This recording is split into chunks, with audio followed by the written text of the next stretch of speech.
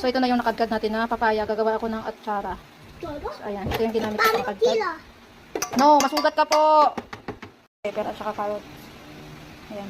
Yung pinakulong suka na may bawang at saka paminta. Lagyan ko ng 2 spoon of sugar.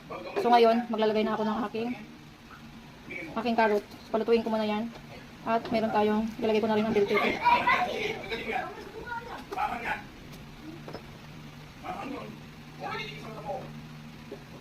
Ayan. Palutuin muna natin ang ating mahiwagang gulay. Mahiwagang gulay, mahiwagang carrot. So, ayan. Maya-maya konti ilagay na natin ang ating kinadkad na papaya. It's time para ilagay na natin ang ating kinadkad.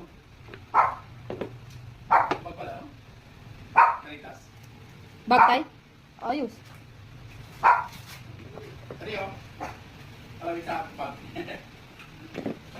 So ito yung aking kinadkad. 5 piraso yan kanina guys. Madami-dami na din.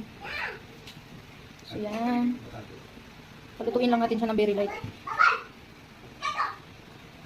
At makagawa na tayo ng atsara. Atsara.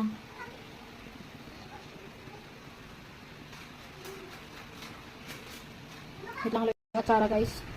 Naglagay na rin ako ng pasas at saka naglagay tayo ng tidbits para magkaroon lang ng manamis-tamis. Kaya papatikim ko muna yung katatay para madagdagan kung ano yung kulang sa aking niluto. So yan, meron na tayong kainin. Makainin while kumakain. Kainin while kumakain. So ayan na siya guys. Ayan na, finished product. Pero papatikim ko muna kay tatay para sureness. At makapagdagdag tayo kung ano yung kulang. Thanks for watching. Don't forget to like, share, and subscribe. Ang aking finished product. Ito yung aking first time na gumawa ng atsara.